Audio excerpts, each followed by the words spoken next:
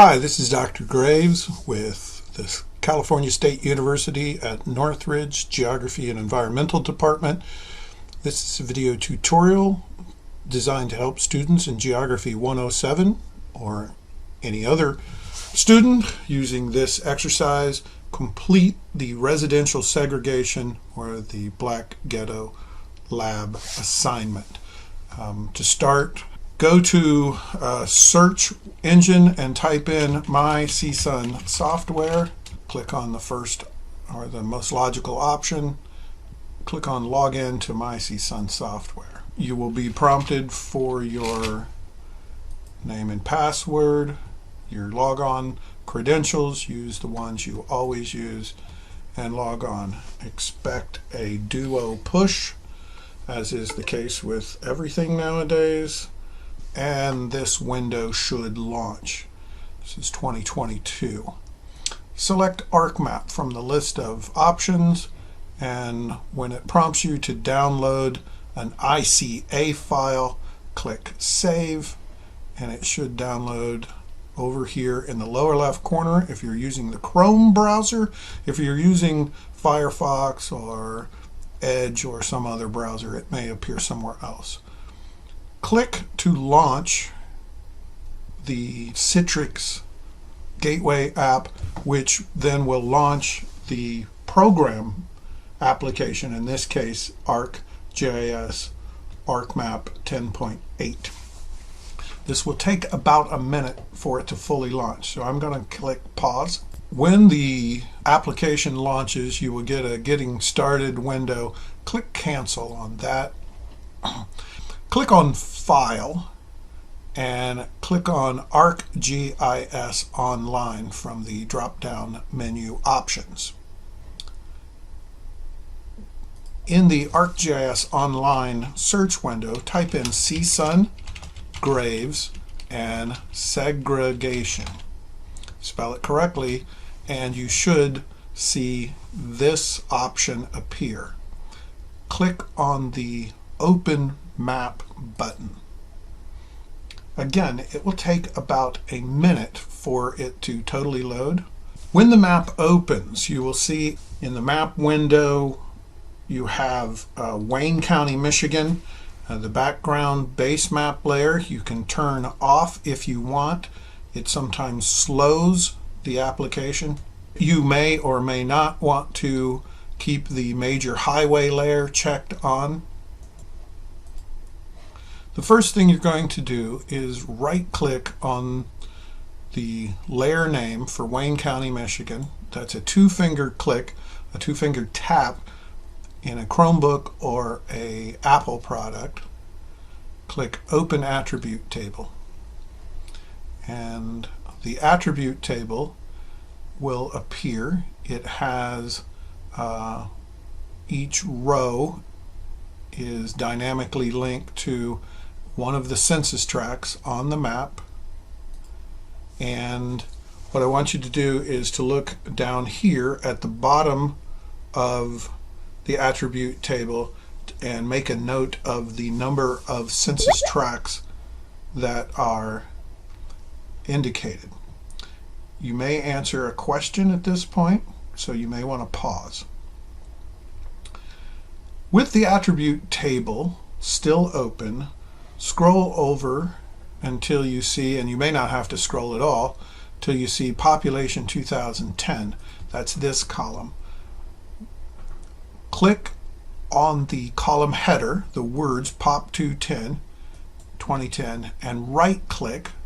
Again, that's a two-finger tap for Chrome books and Apple computers. Select from the pop-up window or the drop-down menu the word Statistics, and a window appears. A couple of things I want you to notice right away. There's the number of observations, or in this case census tracts, and here's the highest number of people in any census tract. Here is the total number of people in Wayne County in 2010, and here's the mean and the standard deviation. These are all important statistical concepts. the other thing I want you to notice is how this frequency distribution, or the histogram, resembles a bell curve, with the vast majority of observations near the mean. It's important that you make a note of this. To ensure that you have learned how to use that tool and read this statistical output, answer a couple of questions here, questions 6, 7, 8, and make sure you read over it so you understand the concepts. Once you've answered the questions, dismiss the statistic window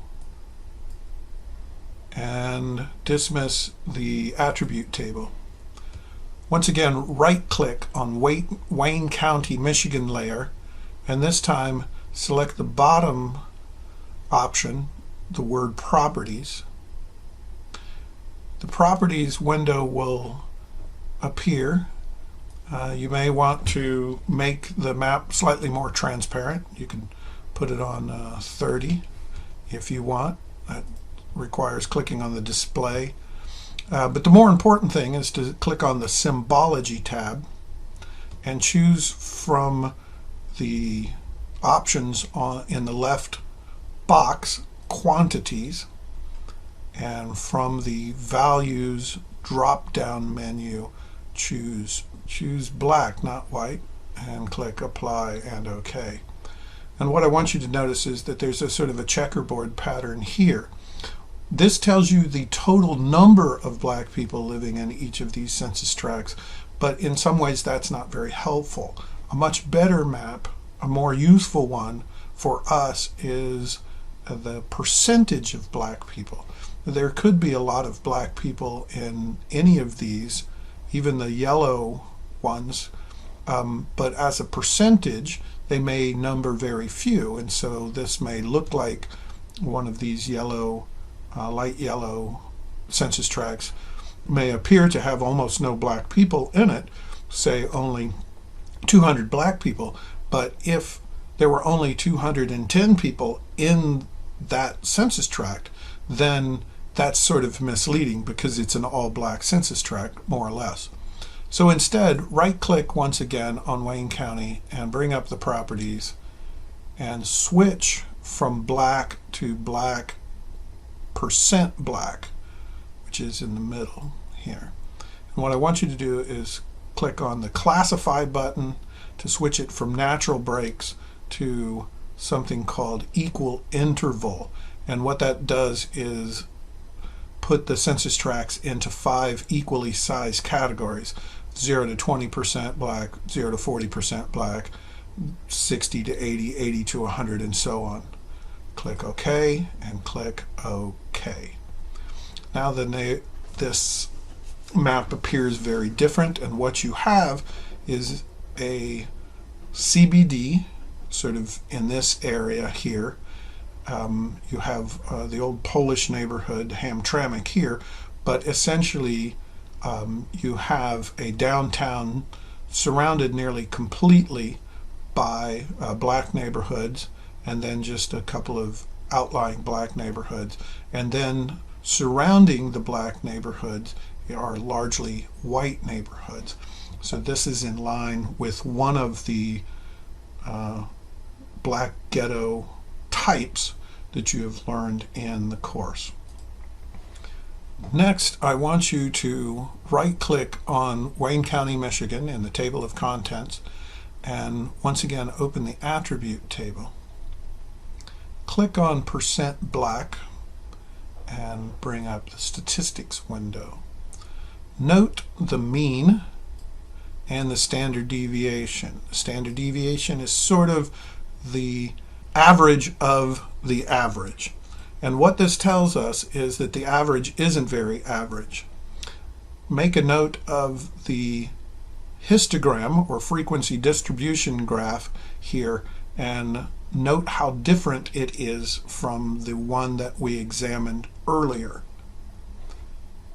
Pause the video now and answer a couple of questions about what you see in this statistics window.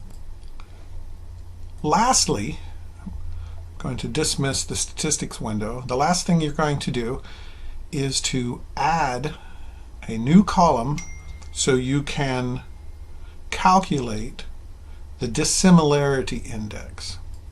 So click on the down arrow next to the table options, select add field. Type in here dis index, no spaces, all one word, and from the options choose float. If you want to put an alias in here, you can do that.